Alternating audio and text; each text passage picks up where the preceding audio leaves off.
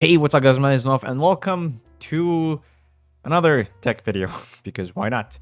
Also, this is the top 10, sorry, not top 10, top 5 best gaming laptops under $1,000 or $1,000 under they can get this year. Long story short, I'm gonna make this list, but there's something you guys have to watch at the end of the video that might make you think a little bit about this list and as an overall general idea of gaming laptops this year, or the gaming laptops that was released this year. So I'm making this video.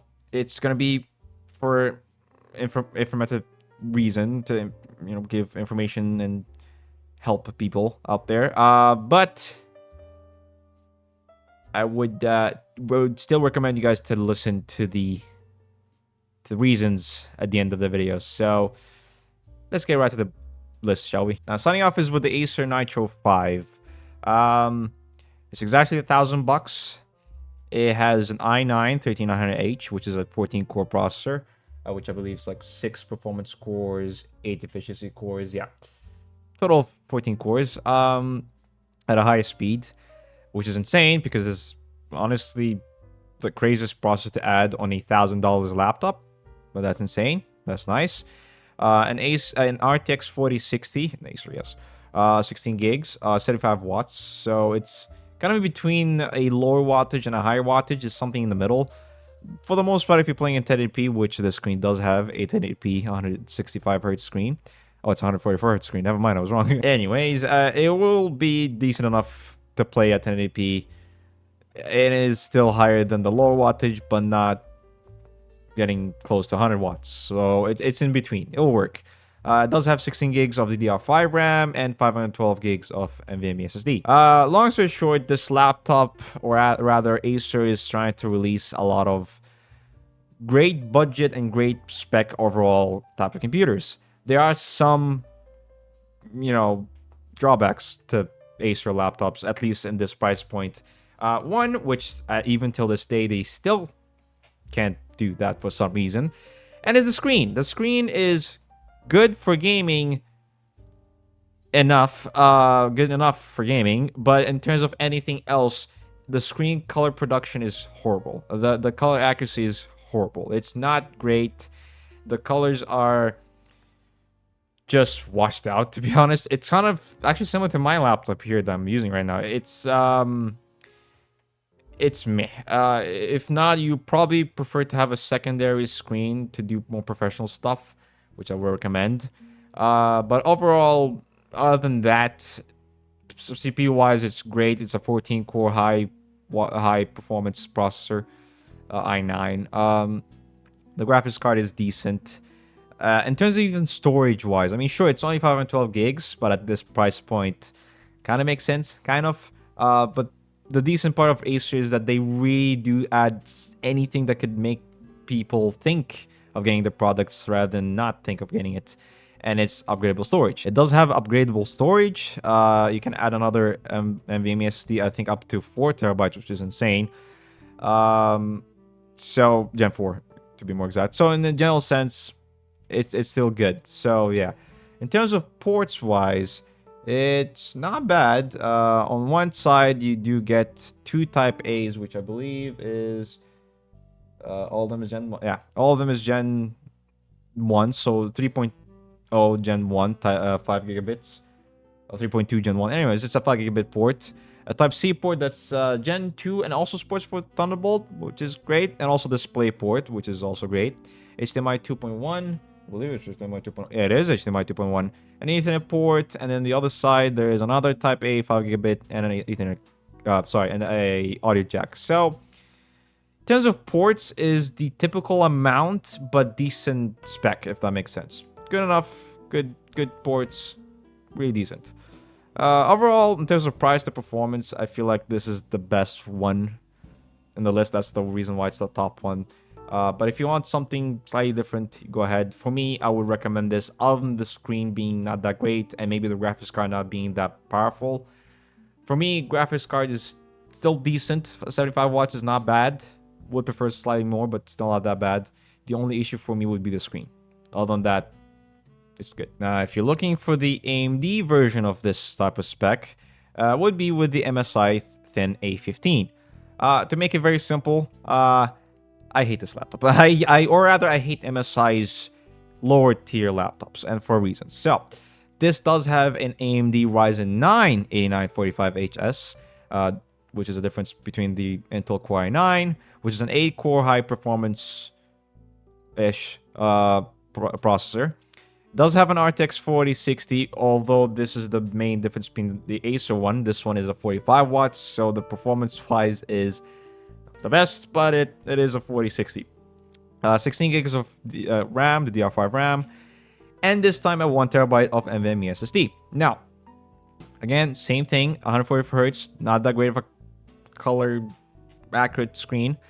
The 4060 is probably a thing of this laptop. It's not that strong. It is a 4060. You do get 8 gigs.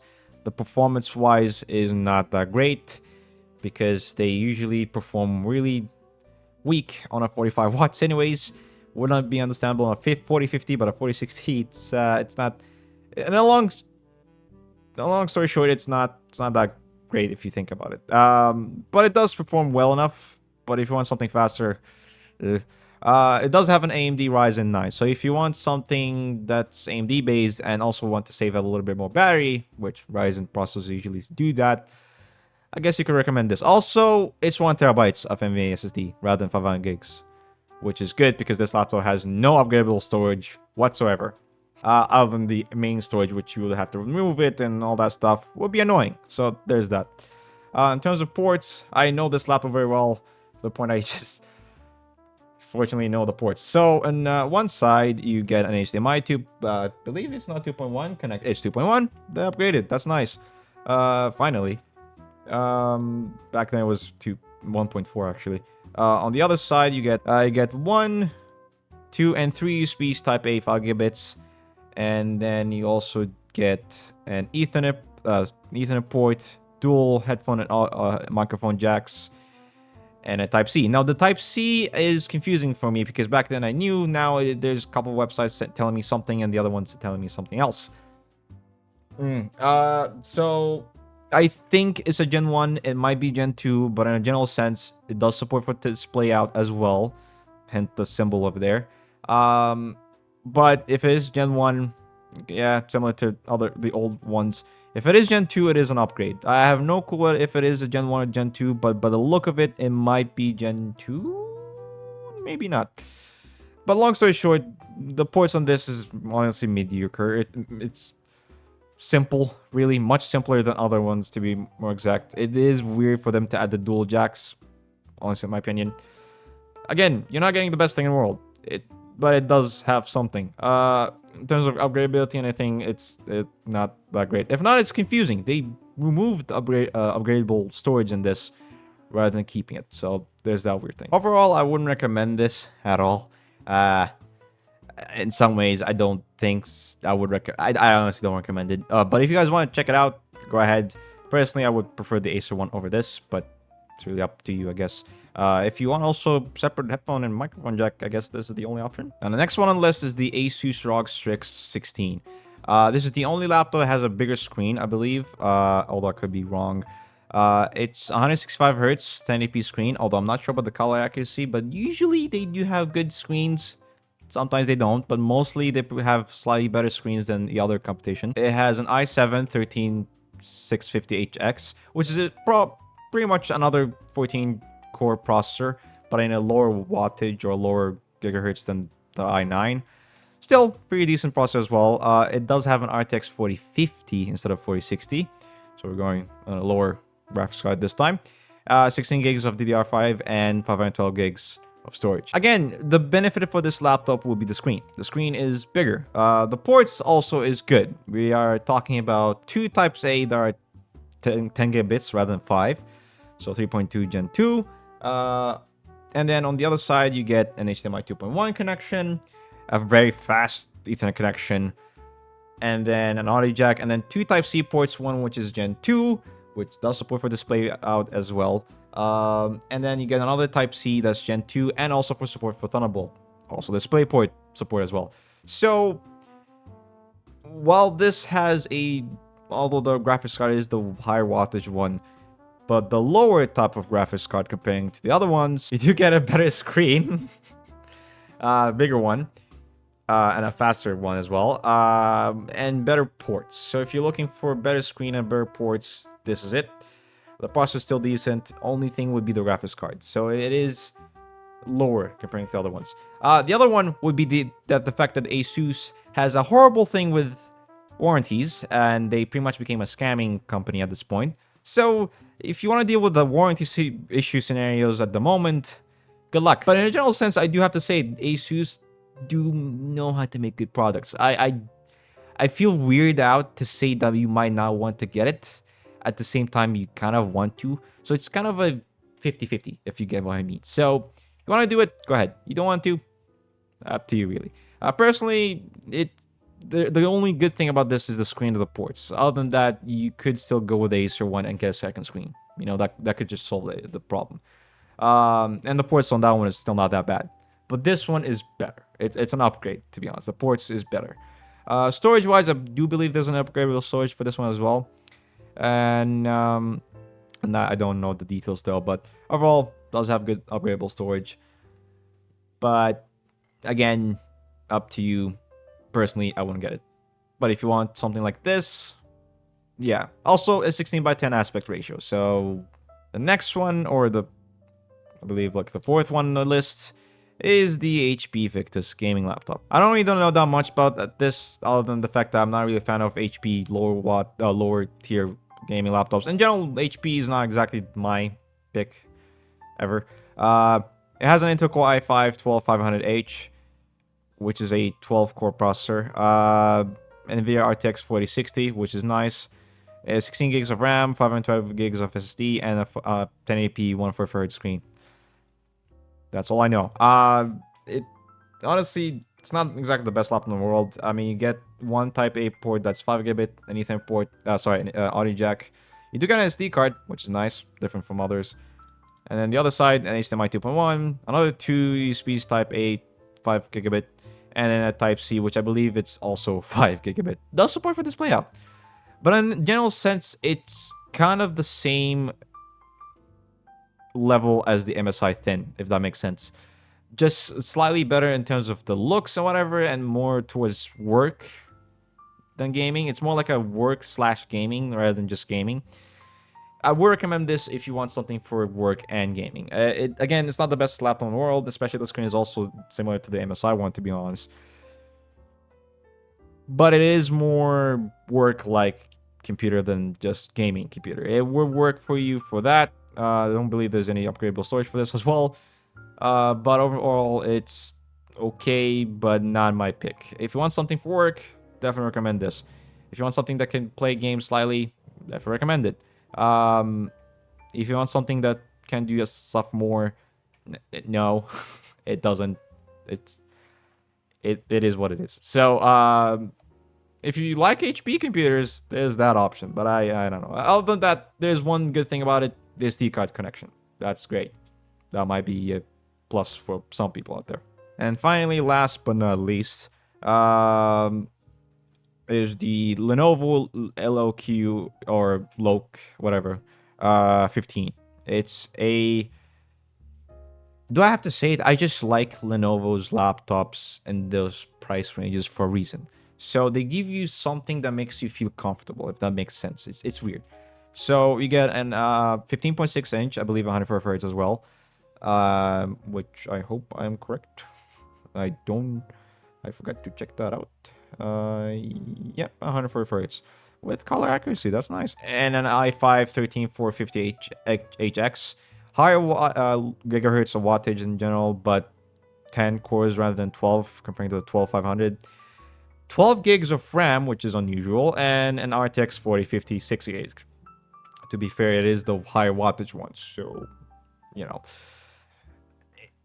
All I can say is the laptops they make is good. The laptops they make is good, and it's even though it's lower at this price point, you know, makes sense. It's decent. Even in terms of ports, I mean, we are talking about on this side a speed Type A Gen 1 port, a Type C that's Gen 2 port over there, for DisplayPort as well, supports for DisplayPort, And then all in the back, you get a one USB Type A port, another one pretty much, an HDMI connection, an Ethernet connection, another USB Type A port. Also, all the Type A ports are Gen 1, so 5 gigabits, and then a power connection. So good ports, similar to the Acer one, except that Type C is Gen 2 rather than Thunderbolt support, which is still decent, and supports for display out anyways. And overall, I just feel like it's for the price they usually give you something that's decent. They give you something that's good, is strong.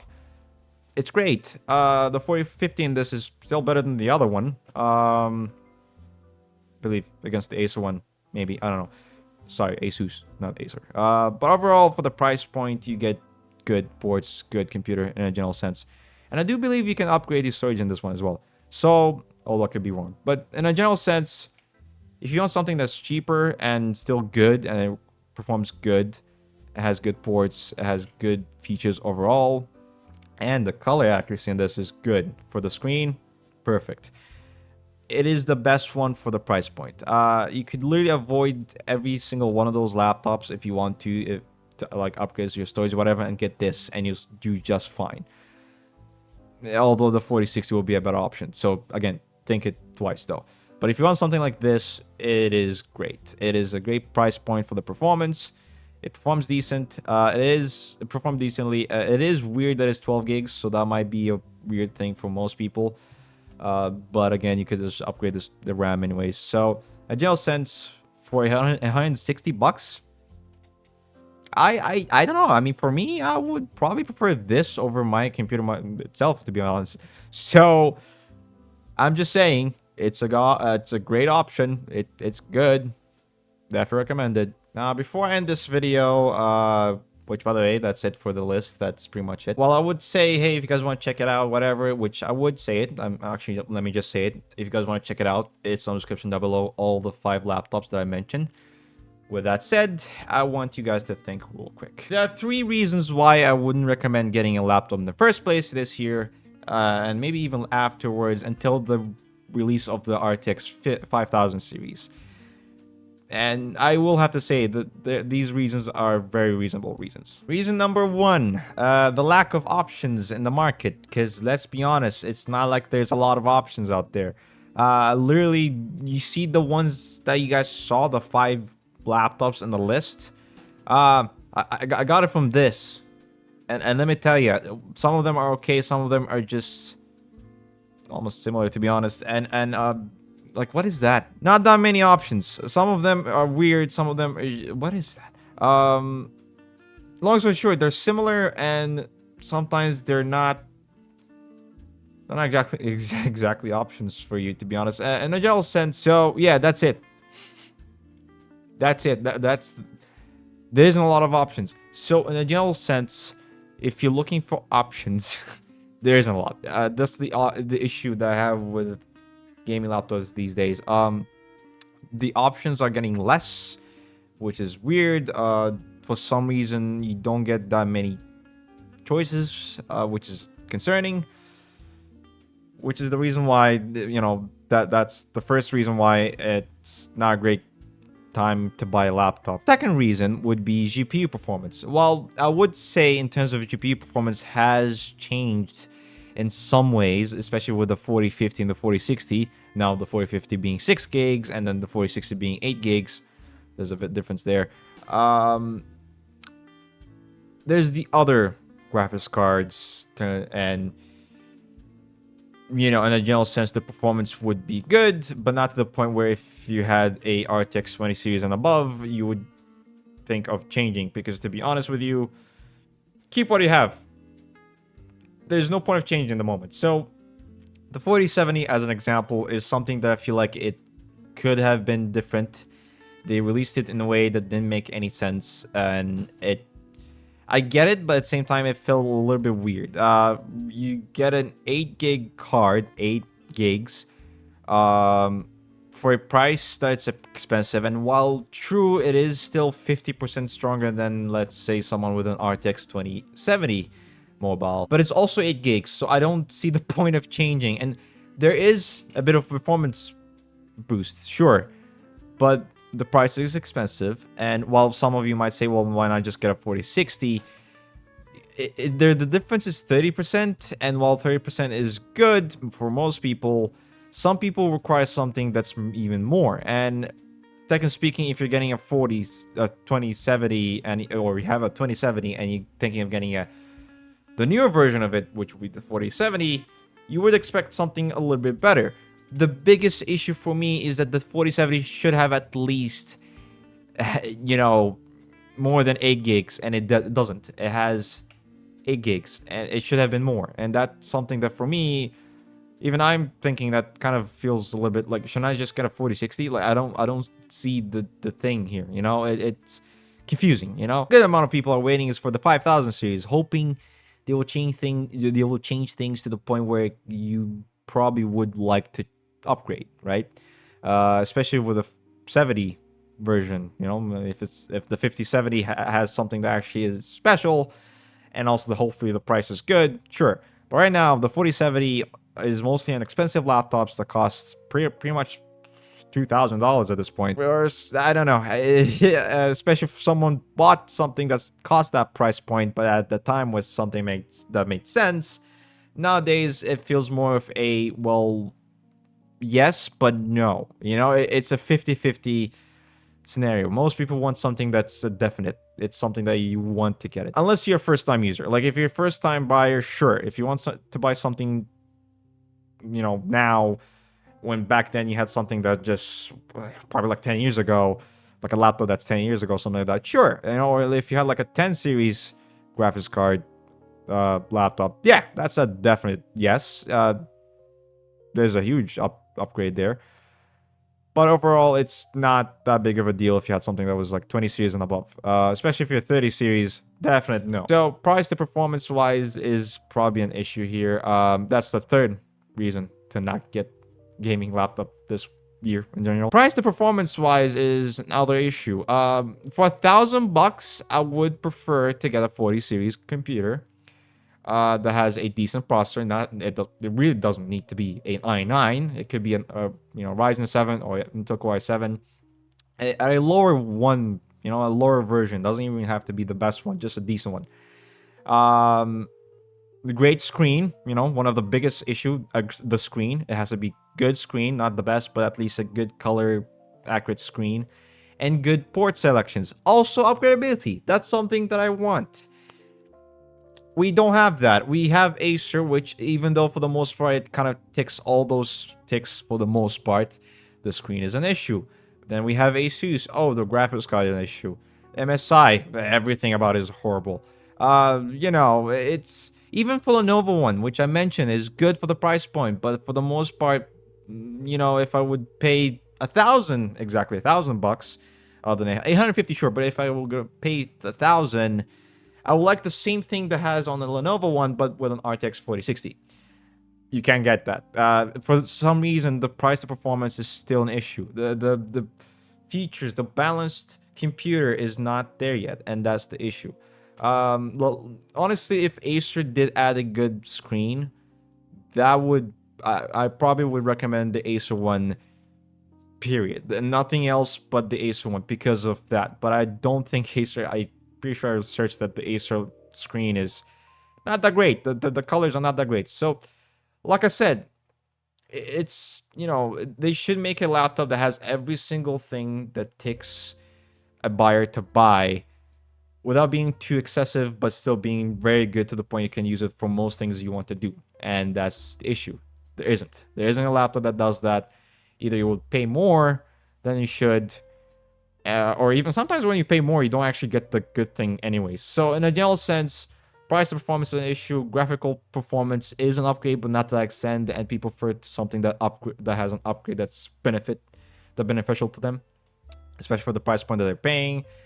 And honestly, in a general sense, there is a lack of products in the market. It feels kind of a hypocrite thing to say, but it's true. It is not exactly time to buy a computer yet, unless you're those specific people like me. But if you have, for example, like a friend of mine, a 2070, I don't think you need to upgrade yet. If not, the 2070, even till this day, still do a good job. at least for now. But in 1 year or two, I would recommend to upgrade, but for the 5000 series though. So again, other than first time buyer, wait for the 5000 series, see how it goes. If it's not that big of a difference, if not, it will be even better because the prices for the older laptops with the 40 series would be cheaper, which would, you know, at least have more reason to buy in the first place.